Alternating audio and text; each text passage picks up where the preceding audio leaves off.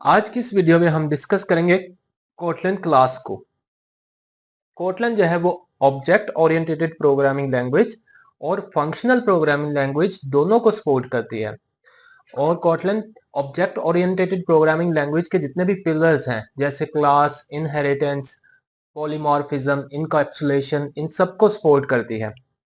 कोटलन की जो क्लास होती है वो बिल्कुल जावा में क्लास जैसी ही होती है। कोटलन में क्लास को क्रिएट करने के लिए हम क्लास का कीवर्ड यूज करते हैं और इसके हेडर के अंदर हम इसके पैरामीटर्स को डिफाइन करते हैं और इसके कंस्ट्रक्टर्स को डिफाइन करते हैं।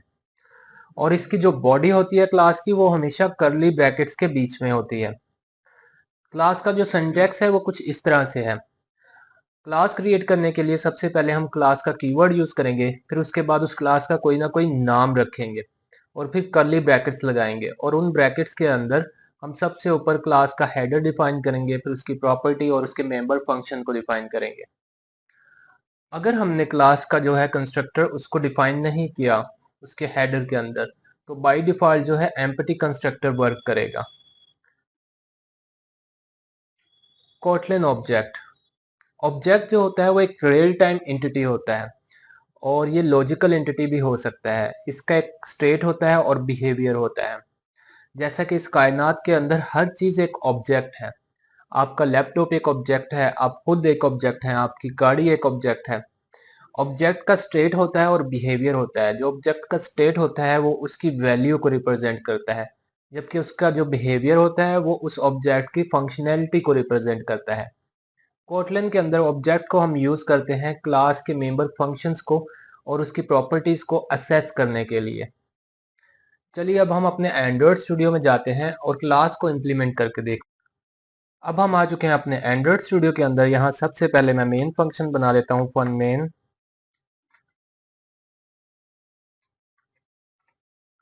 और इस मेन फंक्शन के नीचे मैं क्लास क्रिएट करता हूँ।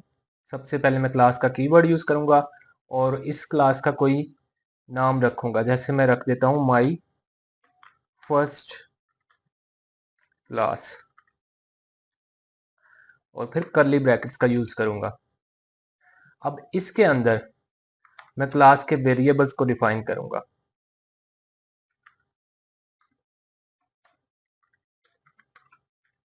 यहाँ पर मैंने एक वेरिएबल बनाया नेम के नाम से और इसको नल वैल्यू असाइन की।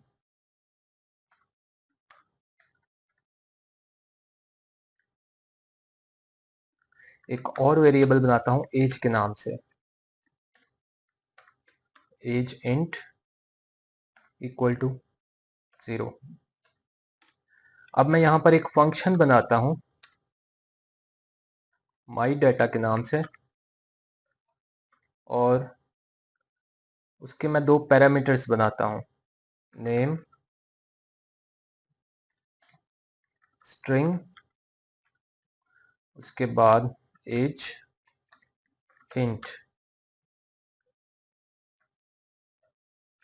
और प्रिंट एलन के अंदर मैं इन दोनों को पास करवा देता हूँ। My name is $name println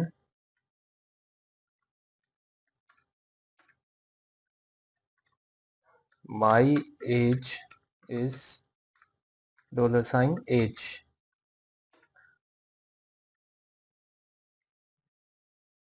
अब हमने ये क्लास बनाई है माई फर्स्ट क्लास के नाम से और उसके अंदर दो पैरामीटर्स बनाए हैं नेम के नाम से और एज के नाम से, और एक फंक्शन बनाया है और उनके अंदर से दो आर्गुमेंट्स को पास करवाया है।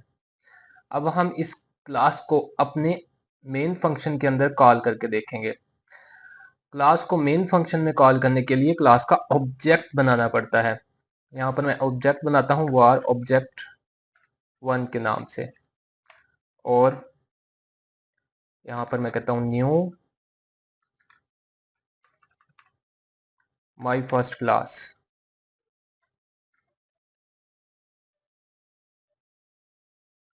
और फिर अब ये मैंने एक ऑब्जेक्ट बना लिया है। अब इस ऑब्जेक्ट के जरिए से मैं अपनी क्लास के सभी फंक्शंस को और वेरिएबल्स को असेस कर सकता हूँ।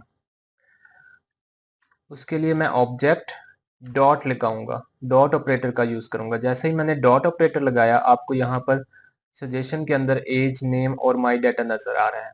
मैं यहाँ पर इस क्लास का फंक्शन माई डाटा को कॉल करता हूँ और यहाँ से मैं पास करवाता हूँ वैल्यूज शबान और उसके बाद एज पास करवाता हूँ 21। अब मैं अपने प्रोग्राम को रन करके देखता हूँ। आप देख सकते हैं आउटपुट में successfully my name is Shaban और माई एज इज 21 आपको नजर आ रहा है। होप सो आज की इस वीडियो में आपने अंडरस्टैंड किया होगा कि क्लास किसको कहते हैं और इसको किस तरह से क्रिएट किया जाता है। Thanks for watching this video.